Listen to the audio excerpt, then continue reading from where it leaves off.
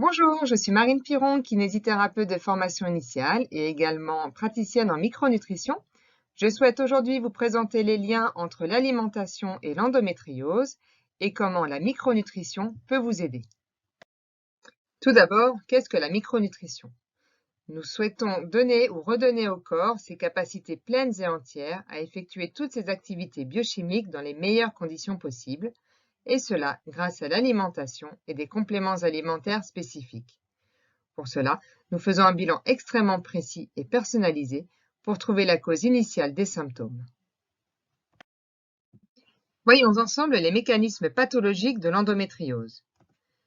Les femmes se plaignent en premier lieu de leurs règles extrêmement douloureuses. Elles peuvent aussi présenter des syndromes prémenstruels, c'est-à-dire de l'irritabilité, de la fatigue, voire de la dépression, de la rétention d'eau, des tensions mammaires avant les règles. Et elles ont aussi des règles souvent très abondantes. Le mécanisme interne qui se cache derrière l'endométriose, c'est la migration des cellules endométriales. C'est-à-dire que la paroi interne de l'utérus, l'endomètre, saigne tous les mois lors des règles. Or, il arrive qu'une partie des cellules endométriales remontent le long de l'utérus et sortent de la cavité utérine pour se loger ailleurs. Elles se fixent souvent entre l'utérus et le rectum ou entre l'utérus et la vessie, mais nous pouvons en retrouver dans l'abdomen, voire dans les poumons et même le cerveau. Ces cellules endométriales créent des lésions endométriosiques. Ces amas de cellules vont en fait continuer de répondre à l'imprégnation hormonale des cycles menstruels. Donc, à chaque fin de cycle, elles vont saigner comme les cellules de l'endomètre. L'hyperœstrogénie, l'inflammation et le déficit immunitaire sont des facteurs causaux de tous ces symptômes. L'hyperœstrogénie favorise le syndrome prémenstruel et les règles abondantes. Nous en parlerons juste après. Elle favorise aussi l'inflammation, qui elle-même favorise l'abondance des règles. Se met en place un déséquilibre immuno-inflammatoire en faveur de l'inflammation. Le déficit immunitaire permet la migration des cellules endométriales. En effet, normalement, notre système immunitaire doit être assez vigilant pour contrer et détruire les cellules qui n'en sont plus à leur place naturelle. Les règles abondantes favorisent la migration des cellules, car plus il y a de règles et de tissu endométrial à évacuer, plus on a de risques que cela remonte le long de l'utérus. L'inflammation favorise les douleurs de règles, ainsi que la migration des cellules endométriales, qui elles-mêmes favorisent encore l'inflammation. Après tout cela peut se mettre en place une hypofertilité, c'est-à-dire des difficultés à concevoir un enfant, liées à l'inflammation et à l'hyperœstrogénie. Je vous ai parlé d'hyperœstrogénie. Pour comprendre ce phénomène, voyons tout d'abord comment se déroule un cycle menstruel. Premièrement, il commence par la phase folliculaire. Les follicules grossissent, sécrètent de l'œstrogène.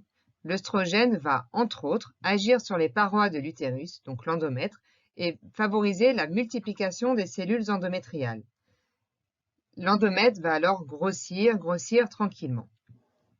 Puis survient l'ovulation, la libération de l'ovocyte, et se met alors en place la phase lutéale, où le corps jaune va maintenant sécréter œstrogène et progestérone.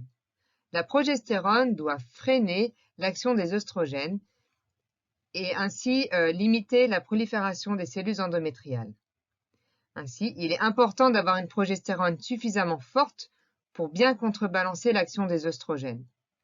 Si votre corps a trop d'œstrogènes ou pas assez de progestérone, cela entraîne un déséquilibre œstroprogestatif, source du syndrome prémenstruel, des douleurs de règles et des règles très importantes. Le déséquilibre œstroprogestatif est très fréquent chez les femmes.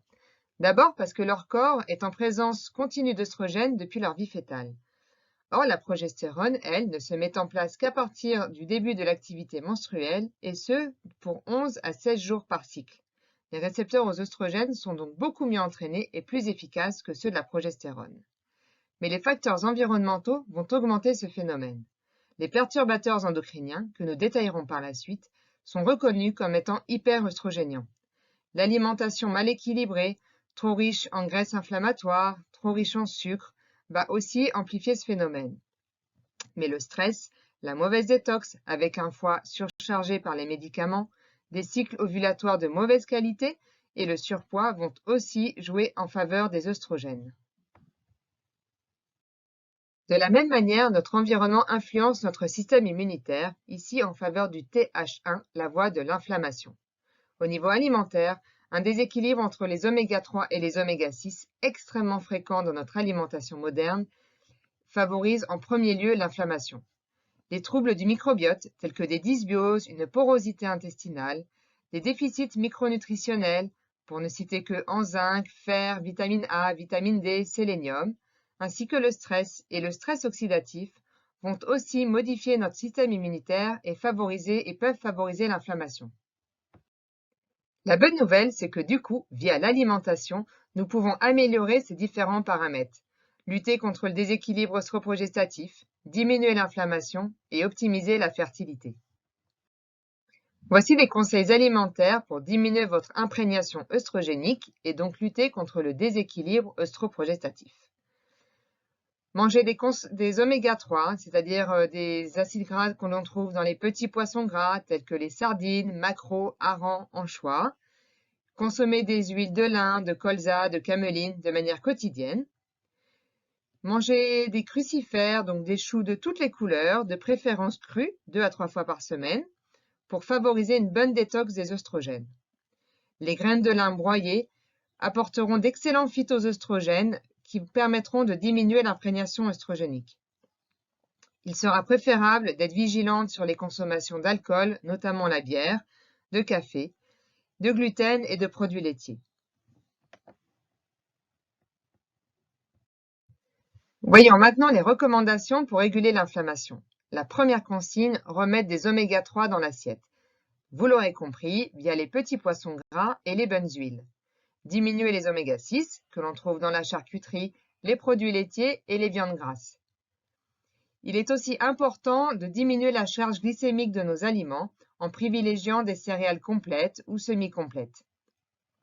De plus, mettre en place une alimentation réellement végétale, avec tous les jours des fruits, des légumes, crus, cuits, varier les couleurs, pour apporter un maximum de micronutriments à notre corps. Et il faut aussi, dans le cas de l'endométriose, réellement miser sur les épices. Le curcuma est extrêmement bien documenté pour l'endométriose, ainsi que pour les aromates, notamment le romarin et le thé vert, extrêmement riches en antioxydants. Nous avions vu que les perturbateurs endocriniens favorisaient en grande part l'hyperœstrogénie. Voici la définition de l'OMS. Sachez que 80% des perturbateurs endocriniens que nous retrouvons dans notre corps proviennent de l'alimentation. C'est donc une source majeure. Je vous invite à être vigilante sur la source des aliments que vous achetez, sur leurs contenants, notamment s'ils sont en plastique, en canette ou en verre, et faire attention aux produits animaux gras, c'est-à-dire la viande grasse, les produits laitiers et les gros poissons prédateurs tels que le thon ou l'espadon qui sont eux extrêmement chargés en mercure. Quand une femme ou une adolescente explique à son médecin, sa sage-femme ou son gynécologue que ses règles sont extrêmement douloureuses, la principale proposition du corps médical est la prescription d'une contraception hormonale, pilule, implant, anneau, etc. Or, si ces traitements diminuent les saignements, en arrêtant totalement les cycles menstruels, car en effet, s'il n'y a pas d'ovulation, il n'y a pas de cycle, cela ne traite pas les causes initiales et peut surcharger le foie qui va devoir détoxifier chaque jour ses hormones. En micronutrition, lorsque la femme prend une contraception hormonale, nous cherchons à optimiser la détox de ces xénoœstrogènes, diminuer l'inflammation et portons une vigilance toute particulière sur les déficits et carences micronutritionnelles et le stress oxydatif induit. Si c'est le projet de la femme, nous pouvons l'aider à prendre de bonnes habitudes alimentaires pour favoriser un arrêt en douceur de la contraception hormonale et diminuer progressivement les douleurs menstruelles. Je vous ai fait ici un récapitulatif des recommandations alimentaires, des choses à mettre en place chaque jour, plusieurs fois par semaine, et un ordre d'idées général. L'objectif, c'est d'adapter le régime méditerranéo-crétois, notre régime de référence, à la prise en charge de l'endométriose.